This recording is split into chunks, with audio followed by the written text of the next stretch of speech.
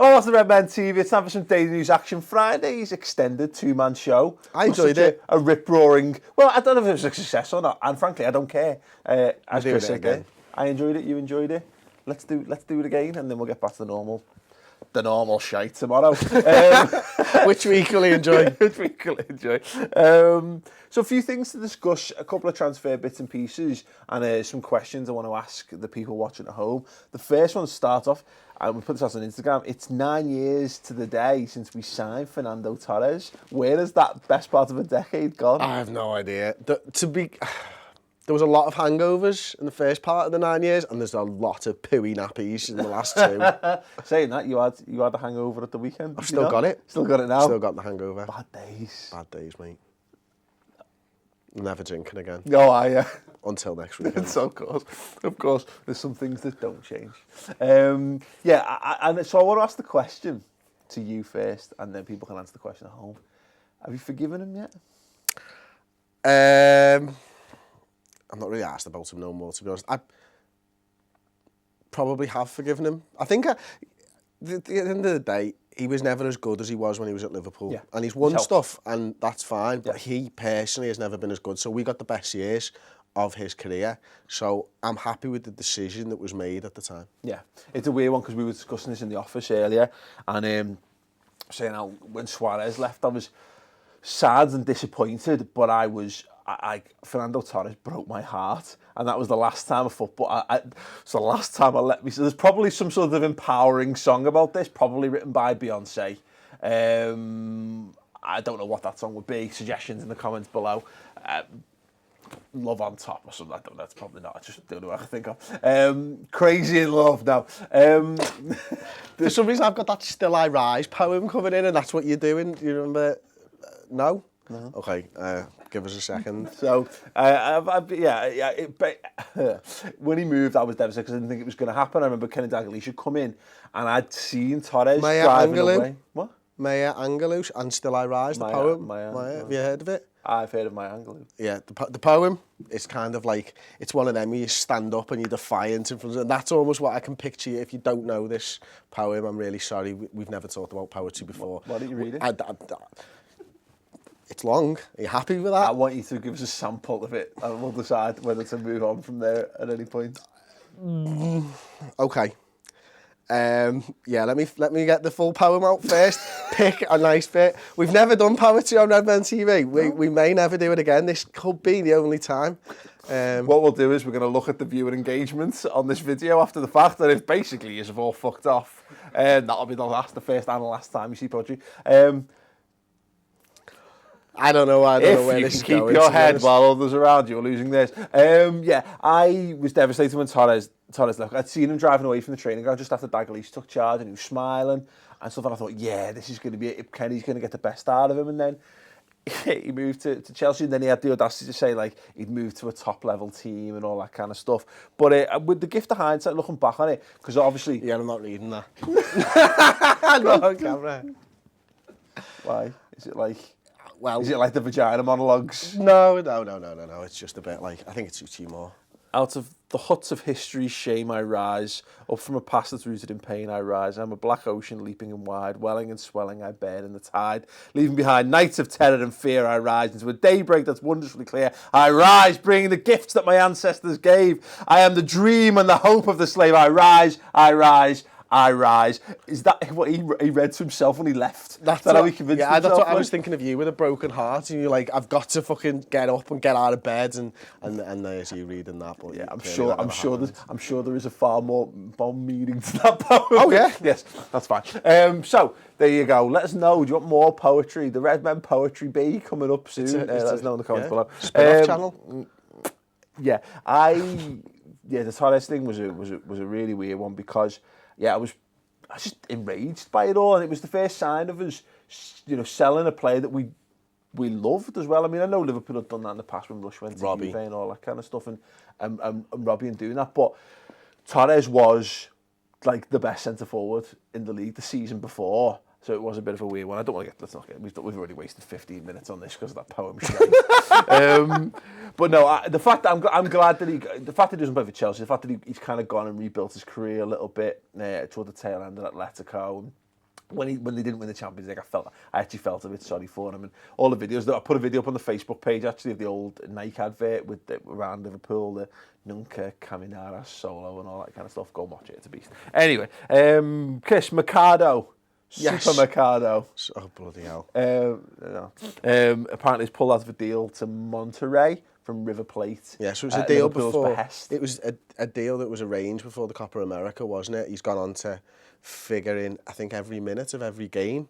For Argentina, they got beaten in the final by Chile, didn't he? Plays right back. It looks like he's now pulled out of the deal to Monterrey. Liverpool have been linked with, I think it's around about a £2 million deal for him. He's 29 years old, isn't he? Right back, so it looks like it'll be cover for Nathaniel Klein or something. But it's a bit of a strange one, really, isn't it? It's like it's come out of nowhere. We're clearly shopping in the Supermercado for a right back at the minute. Good.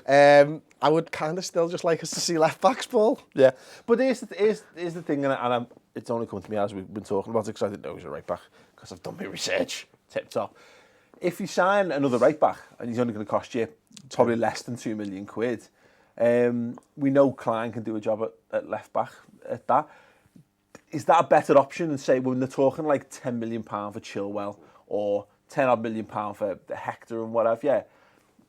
Could it be a smart piece of business just to get we could probably get away with just one more good quality fullback, and between Moreno, Klein, him and maybe Flanagan, whatever, would probably just about enough. When you're talking about value, Gomez. When you're talking about value for money on this signing, you know, a guy who's got to the final of the Copa America's playing right back. I mean, that's value for money. £2 million, 29 years old, coming in with a lot of experience. Obviously not played in Europe before, so there'll be an adjustment period, I think. That says to me that they've looked at it and gone, all right, well, there's maybe not the value in a left back at the minute. Maybe we could look at signing a right back and do exactly what you say. No, it seems like a smart move. Yeah, absolutely. And we'll be discussing this in loads more depth and detail on the Liverpool transfer news roundup show on the redmentv.com later on in the week. The question, a belter of a question I was asked at the weekend, but at Miles_Tarbox on Twitter, I basically said, if you could only sell one of Benteke or Balotelli, who would it be? Balotelli. Not even like, I know you thought it was a tough question, not for me. I didn't think it was a tough question. I actually made a big joke of it, that because I don't like Balotelli and I quite like Christian Benteke, but there's a simple point. You're not getting any money for Balotelli. There's £30 million that you're potentially turning down by going with the Balotelli option over the Benteke option.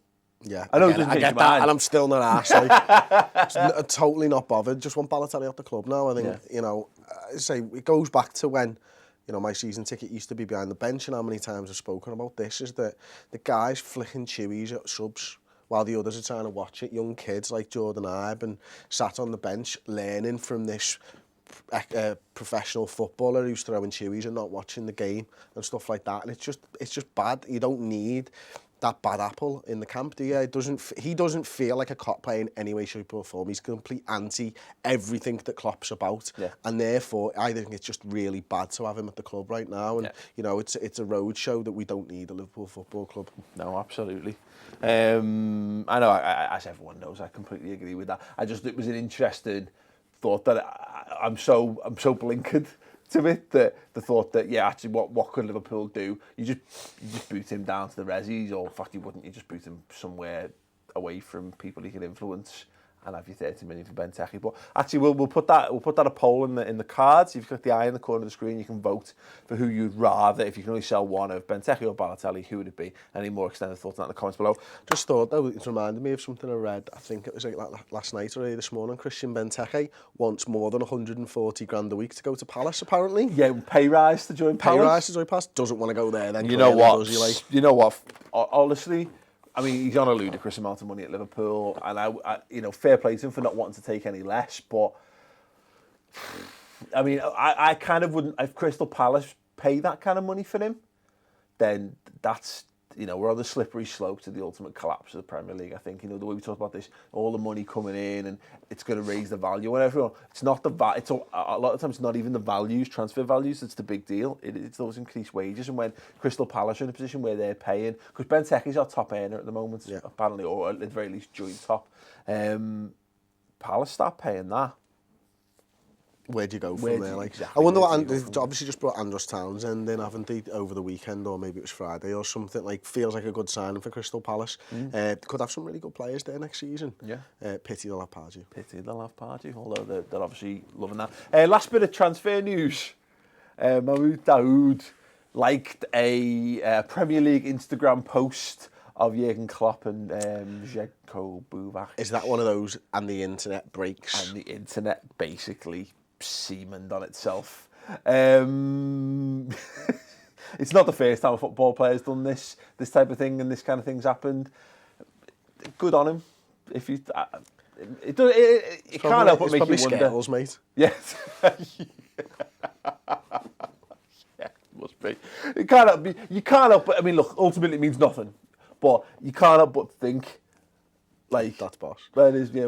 But he's started following the Premier League on Instagram, hasn't he? But he's not gone club specific yet. So until he likes Liverpool, then it's not happening. It's not happening. Basically, there you go. Okay, let us know your thoughts. Anything we've discussed today in the comments below. For a more in-depth and detailed Liverpool transfer roundup, you can go to the redmentv.com. Last week's show's there. It was a belter. This week's show will be even better than that.